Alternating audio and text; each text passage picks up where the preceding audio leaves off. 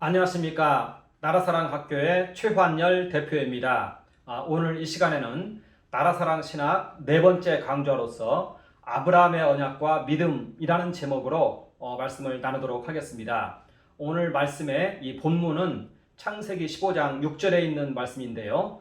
아브라함이 여호와를 믿음에 이것을 그의 의로 여기시고 라는 본문 말씀입니다. 이 본문 말씀은 아브라함의 언약 조항인데요. 창세기 12장 2절 3절에 있는 원 언약에서는 내가 너로 큰 민족을 이루리니, 이것이 오늘 본문 말씀에서는 내 자손이 하늘의 뭇별 같으리라 이렇게 평행이 되고요.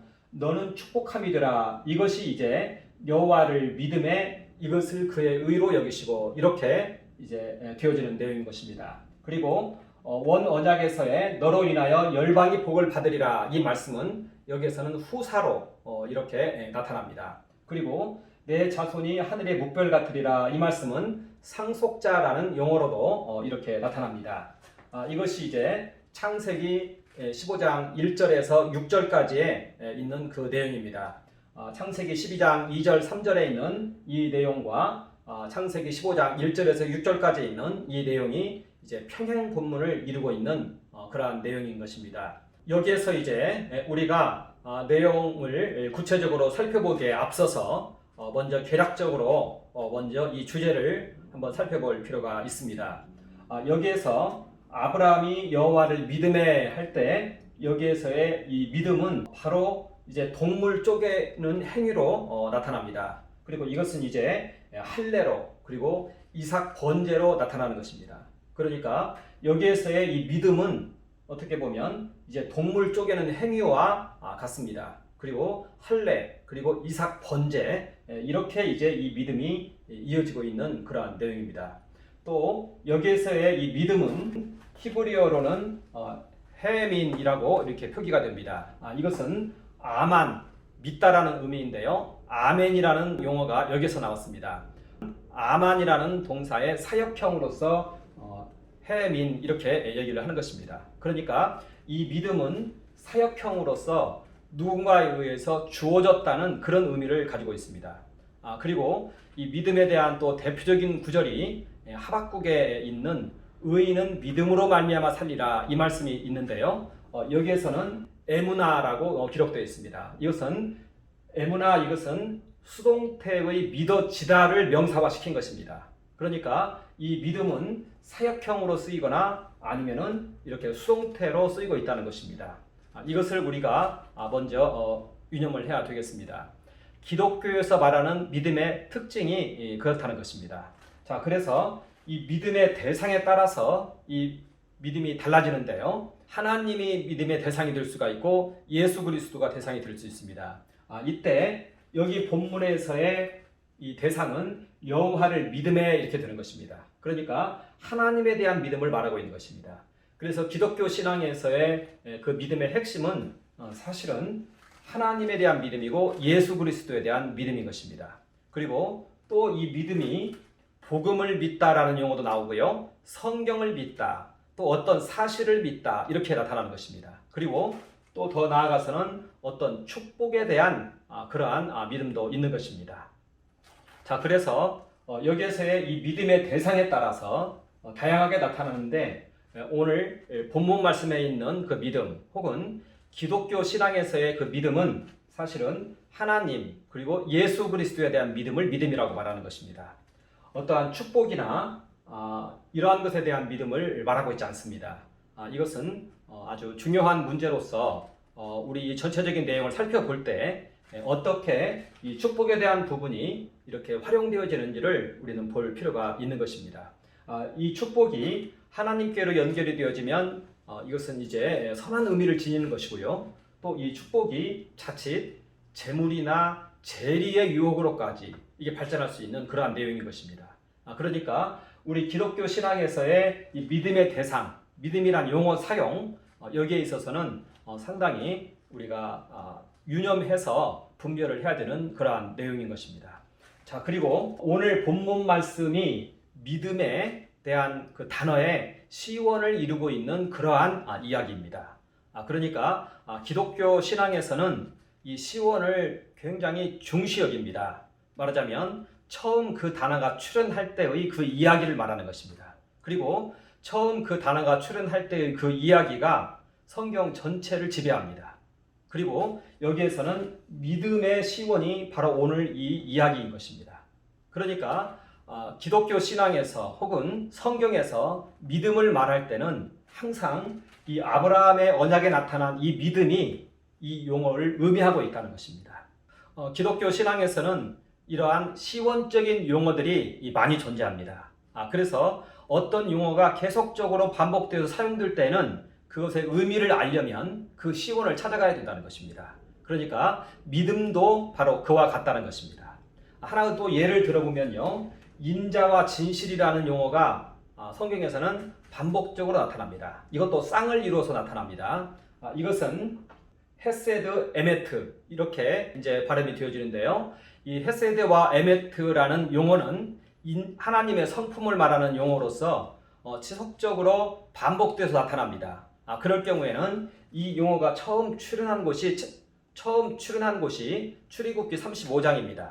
여기에서 이스라엘 백성들이 금송아지 사건을 통해서 멸절 상태에 이르렀을 때 모세가 시내산에 두 번째 올라가서 40일 금식을 하면서 하나님께로부터 용서를 받아냅니다.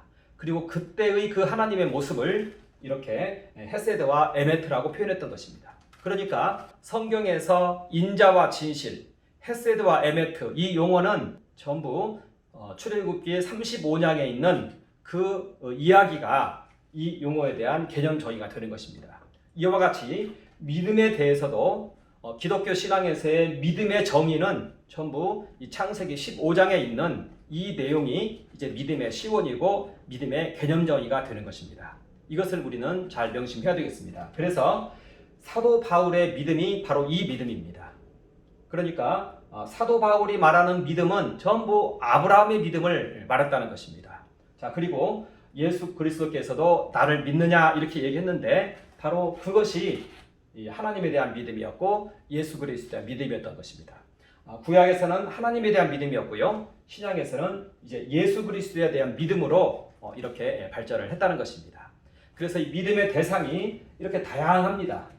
그런데 이때 우리는 하나님과 예수 그리스도의 믿음이라고 얘기하고 있는 것이지 어떠한 축복이나 이것을 가리켜서 믿음이라고 말하고 있지 않다는 것입니다.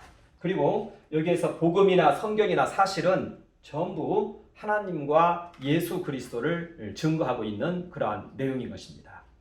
우리 믿음에 대해서 이 정도의 개략적인 지식을 가지고 이제는 믿음에 대해서 구체적인 내용을 한번 살펴보도록 하겠습니다. 창세기 15장 1절에서 7절까지의 이 믿음의 내용이 잘 나타나 있습니다. 창세기 15장 1절은 이렇게 시작합니다. 여호와의 말씀이 이상 중에 아브라함에게 임했다 이렇게 시작을 합니다. 그리고 두려워 말라, 내가 너의 방패와 너의 지극히 큰 상급이다 이렇게 이제 시작합니다. 그래서 첫 번째 문장이 두려워 말라, 내가 너의 방패와 상급이다. 이것이 이제 창세기 15장 1절에 있는 내용에서 여호와의 말씀에 해당되는 그러한 문장입니다. 이때 여기에서 두려워 말라가 무엇을 두려워 말라인 것인가, 이것이 이제 이것을 해석하는데 중요한 방향성을 설정해 주고 있습니다. 두려워 말라라는 이러한 용어는 하나님께서 신현 사건이 있을 때 나타나는 용어이기도 합니다. 그러니까 하나님의 위엄이, 그 거룩하심이 하도 커서 나타나는 용어가 두려워 말라가 있을 수 있다는 것입니다. 그리고 또 여기에서는 두려워 말라, 내가 너의 방패와 상급이다. 여기에서는 방패와 상급되는 요인의 결여로 인해서 아브라함에게 임한 두려움이다 이렇게 말하는 것입니다. 여기에서 전자를 택할 것인지 후자를 택할 것인지에 의해서 이 해석은 또 달라질 수 있는 것입니다. 그런데 이 내용을 봤을 때는 후자가 이제 타당합니다. 우리가 히브리어 문법을 이제 이해를 할 때 히브리어 문법은 각 단어마다의 문법이 배어 있기도 하지만 또 문장 단위로 이 문법을 먼저 이해를 해야 됩니다. 그리고 그것은 이제 액센트입니다. 히브리어에서는 이 액센트가 문법에서 굉장히 중요한 그러한 단어 역할을 하고 있는 것입니다. 자, 그런데 이 앞에 여호와의 말씀이 이상중에 임했다 하고 완전히 끝나는 문장이 끝나는 그러한 액센트가 있습니다. 그래서 여호와의 그리고 여호와의 이상중에 임한 이것도 여호와께서 어떠한 현상으로 직접적으로 보이는 상태에서 임했을 때는 이 두려워 말라가 사용이 됩니다. 다른 용법을 봤을 때. 그런데 말씀이 임했을 때는 이 두려워 말라라는 용어가 나타나지 않습니다. 그리고 여기 있는 이것은 말씀이 임한 것입니다. 여호와가 직접 나타났다 할 경우에는 이제 두려워 말라라는 용어가 거기에 출현을 하는데, 여기에서는 그 말씀이 이상중에 임했다 하는 문장으로 해서 액센트를 보았을 때 문장이 끝납니다. 그리고 새롭게 시작하는 문장입니다. 그런 걸 보았을 때 여기에서의 두려워 말라는 이 문장 안에 있다는 것입니다. 이것이 이제 먼저 첫 번째로 우리가 판단하고 있는 사항인 것입니다. 그러니까 두려워 말라라는 용어는 여호와께서 이상중에 나타난 그 말씀과 이 문장과는 구분이 된다는 것입니다. 이것은 액센트가 그렇게 말해주고 있습니다. 이 앞에서 완전히 문장을 종결 짓고 그 다음에 다시 시작하는 형태로 액센트가 기록이 되어 있기 때문에 그렇습니다. 그리고 또 히브리어를 이해하는 또 중요한 문법적인 틀 하나가 있습니다. 그것은 궁형 구조라고 하는 것이 있는데요. 이것은 서론과 결론이 이제 같습니다. 주제가 같습니다. 그래서 궁형으로 이렇게 되어 있다고 해서 궁형 구조라고 합니다. 활 모양이라는 것입니다. 그래서 서론과 결론의 메시지가 같습니다. 그래서 첫 번째 시작하는 문장이 두려워 말라 내가 너의 방패와 상급이다 이렇게 말을 했고, 이제 아브라함이 여호와를 믿음에 어떻게 믿었느냐, 방패와 상급으로 믿었다는 거예요. 그렇게 해서 아브라함이 의롭다함을 받았다 이렇게 얘기가 되는 것입니다. 그러니까 여기에서의 두려워 말라는 방패와 상급의 결여로 인하여서 두려움이 발생했고요. 그리고 이제 아브라함이 여호와를 방패와 상급으로 믿음을 통해서 의롭다함을 받았다는 것입니다. 그렇기 때문에 여기 있는 문장 전체를 한 문장으로 보고, 이것도 이제 한 문장으로 보고 해서 이것을 궁형 구조로 파악을 한다는 것입니다. 그렇다면 이제 여기에서 아브라함이 두려워했던 것은 무엇인가, 이것을 우리는 살펴봐야 됩니다. 이때 여기서 나타난 용어를 보았을 때 방패와 상급 그랬는데요. 이것은 군사적인 용어입니다. 방패는 이제 무엇에 대한 공격으로부터 보호를 말하는 것이고요. 여기에서의 상급은 하나의 전리품과 같은 것입니다. 그래서 이 말씀의 배경은 바로 이 창세기 15장 앞에 있는 창세기 14장이 바로 그 배경이 되는 것입니다. 그래서 창세기 14장과 연결되어서 전개되어진 그러한 이야기라는 것입니다. 창세기 14장에 의하면 아브라함이 살고 있는 지역은 소돔과 고모라의 이제 근처에 있었습니다. 그리고 그 지역은 약 6개국 정도가 함께 이렇게 모여서 살았습니다. 하나의 성 단위였겠죠. 자, 그런데 이제 북쪽으로부터 그돌라오멜 왕이 이제 5개국이 연합군을 이루어서 이제는 이 지역을 침공해 들어온 것입니다. 그러니까 국제 전쟁이 발생을 한 것이죠. 그래서 쳐들어와서 이 6개국을 초토화시키고, 그리고 여기에 있는 백성들과 또 많은 재물들을 가지고 이제 돌아가고 있었던 것입니다. 그러고 있을 때 이제 아브라함에게 이 소식이 들려졌습니다. 그러고 있을 때 어떤 종졸 하나가 아브라함에게 이 소식을 알려왔습니다.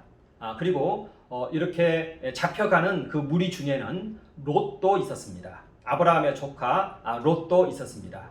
그래서 아브라함이 이제 자신이 직접 용병처럼 기르고 있는 318명의 이러한 용병들과, 그리고 소돔과 고모라에서 지원받은 일부 군사들을 데리고 이제 추격해 갔습니다.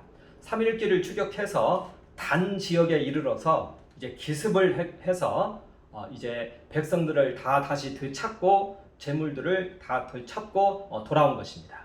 이게 14장에 있는 내용입니다. 이때 멜기세덱이 나와서 아브라함을 이제 축복합니다. 그리고 소돔 왕도 나와서 아브라함을 이제 맞이하는데요. 소돔 왕이 그렇게 얘기합니다. 백성들만 우리에게 돌려주고 재물은 내가 취하라 이렇게 얘기합니다.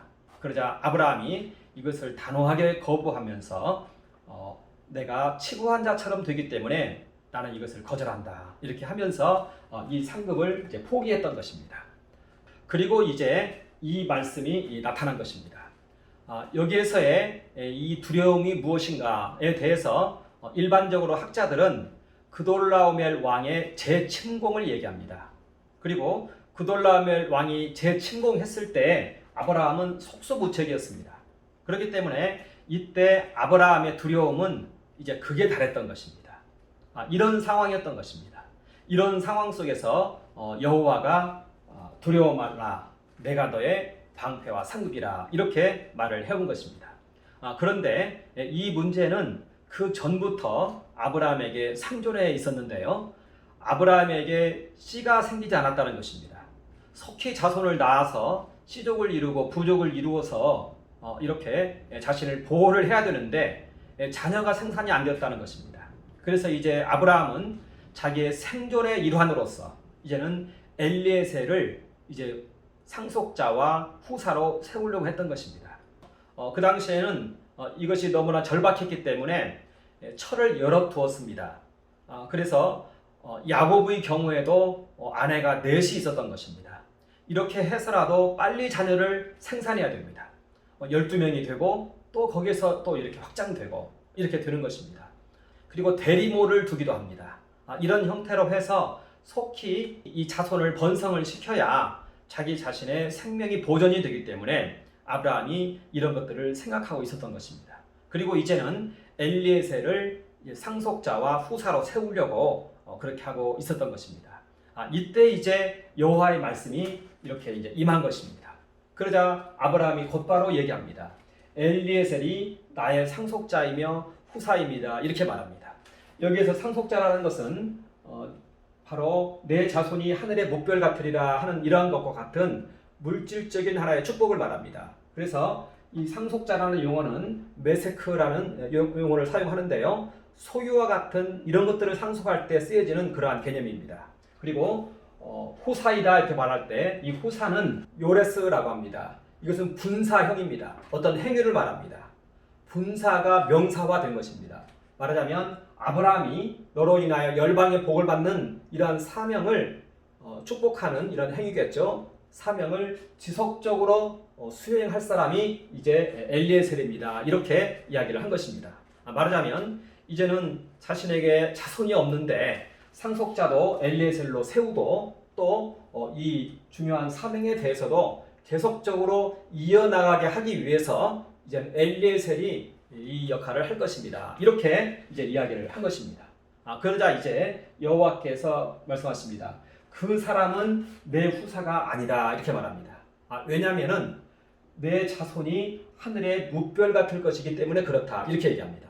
그러니까 아브라함의 씨에서 나올 자가 이것을 상속하고 또 이 일을 계속 이어간다 이렇게 이야기를 한 것입니다.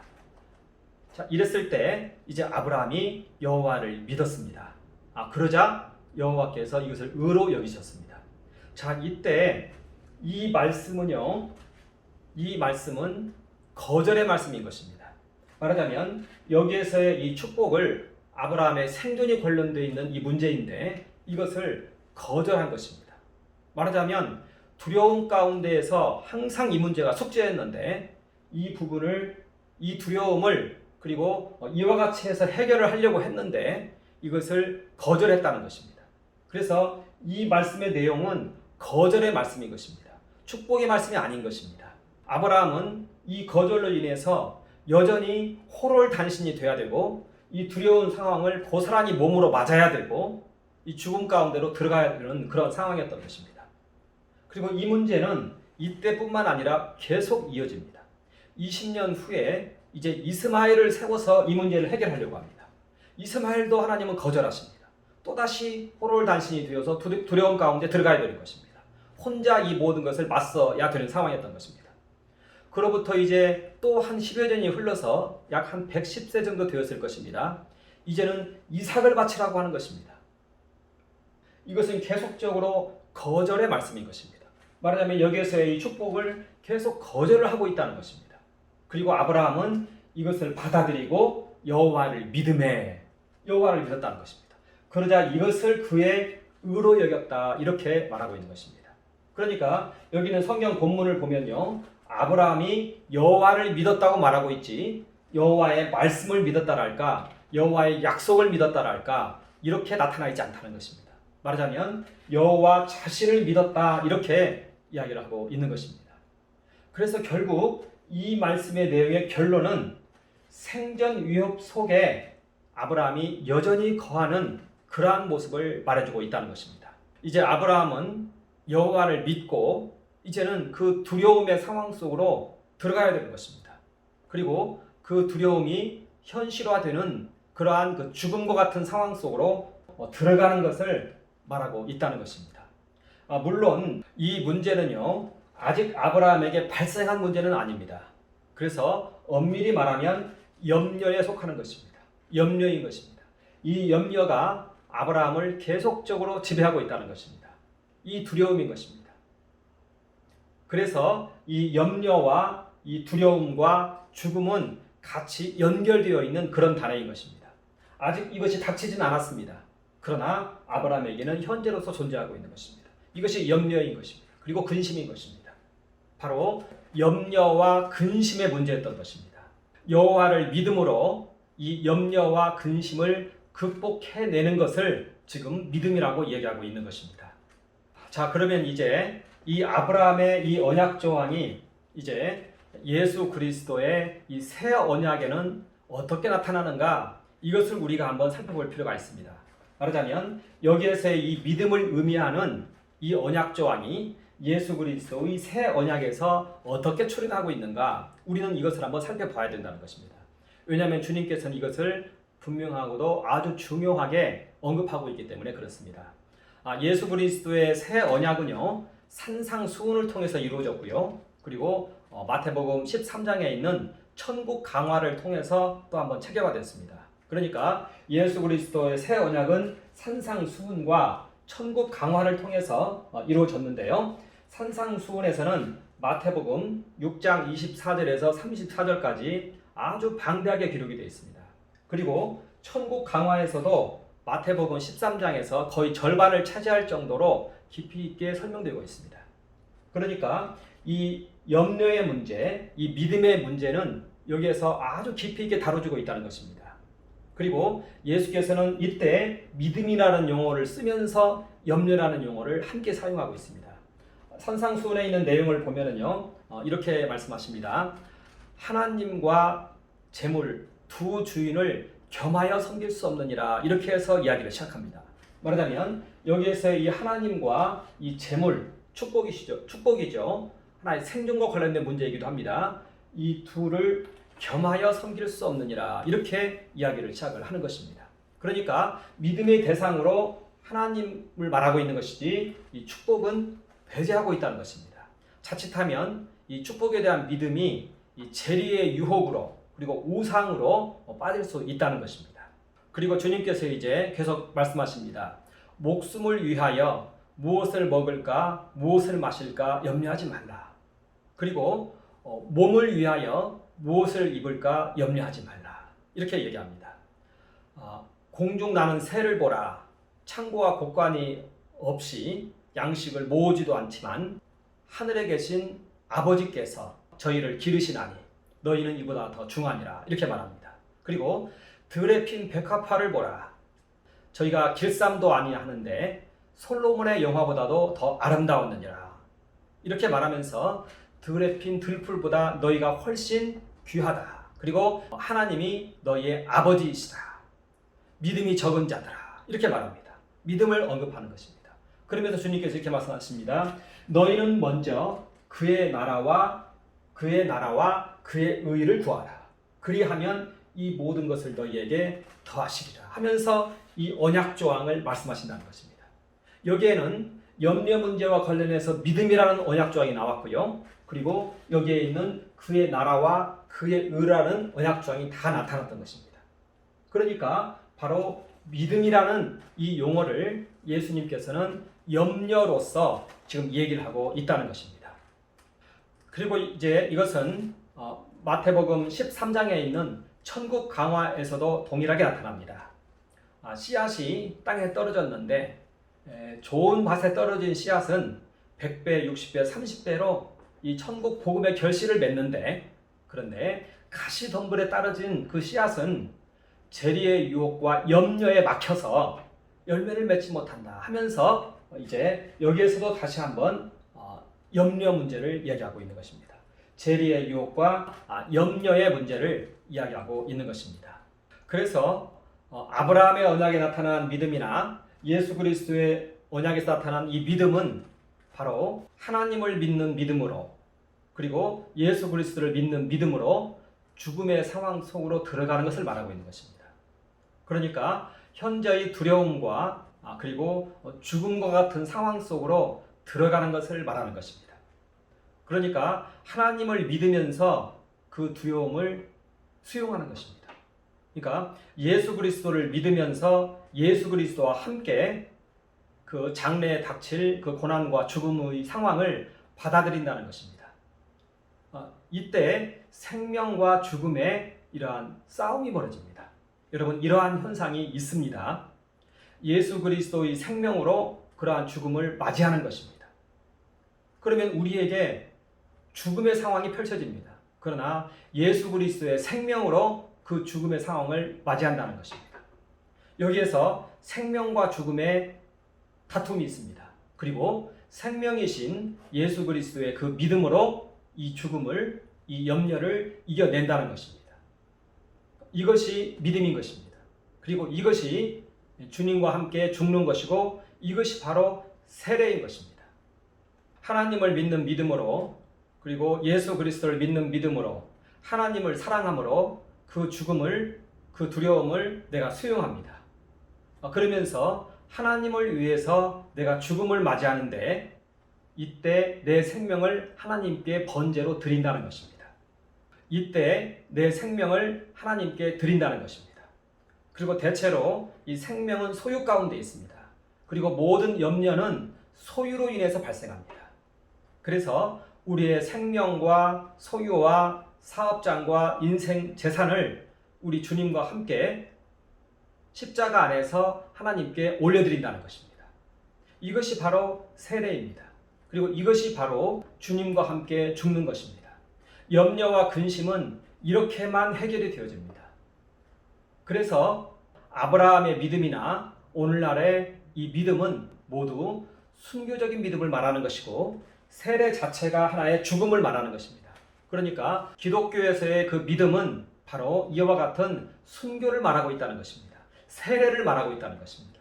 세례 자체가 하나의 순교를 의미하고 있습니다. 주님과 함께 죽는 것을 말하는 것입니다. 세상을 향해서 죽는 것을 말하는 것입니다. 우리에게 염려와 근심이 들어왔는데 주님과 함께 이 사건을 맞이하고 수용함을 통해서, 주님의 생명으로 이것을 극복함을 통해서 우리가 평안을 회복해내는 것입니다. 그리고 이때 우리 생명이 하나님께 바쳐지는 것입니다. 그러니까 염려와 근심이라는 그러한 두려움이 오히려 우리에게는 하나의 순교의 계기가 되었고, 우리 생명을 하나님께 바치는 계기가 되었고, 우리의 전 소유를 하나님께 바치는 그러한 계기가 되었다는 것입니다. 이것이 바로 기독교 신앙이 말하고 있는 그 믿음인 것입니다. 그래서 기독교 신앙이 말하는 그 믿음은 바로 이와 같은 하나님을 위한 순교, 그리고 세례, 이와 같은 것이 이 믿음의 정의가 된다는 것입니다. 이러한 개념 정의와 축복을 믿는 믿음과의 개념 정의는 하늘과 땅 차이인 것입니다. 그리고 아까도 얘기했다시피 믿음의 시원은 바로 여기에 있다고 했습니다. 이것이 바로 기독교에서 말하고 있는 그 믿음의 정의가 되는 것입니다. 우리는 이것을 잘 유념해야 되겠습니다. 그래서 이 믿음은 결국 동물 쪼개는 행위로 나타나는 것입니다. 바로 아브라함이 이 믿음을 보이자 여호와께서는 이제는 동물을 쪼개라고 말씀을 하셨던 것입니다. 이것이 바로 믿음의 표현이라는 것입니다. 그리고 이제 이 언약 조항은 이제 생명 다하여 주 너희 하나님을 사랑하라라는 그 말씀으로 또 이제 적용이 되어집니다. 신명기 보면은 들으라 이스라엘아 하면서 아주 대계명을 줍니다. 목숨 다하고 마음 다하고 뜻을 다하여 하나님을 사랑하라 이렇게 말합니다. 그러니까 목숨을 바침을 통해서 하나님을 사랑하라 이 의미인 것입니다. 그리고 그것이 바로 이제 동물 쪼개는 행위였고요. 이것이 이제 할례를 통해서 이삭 번제를 통해서 시내산 언약에서는 번제로 발전을 했다는 것입니다. 번제의 제사가 바로 이와 같이 되어 있다는 것입니다.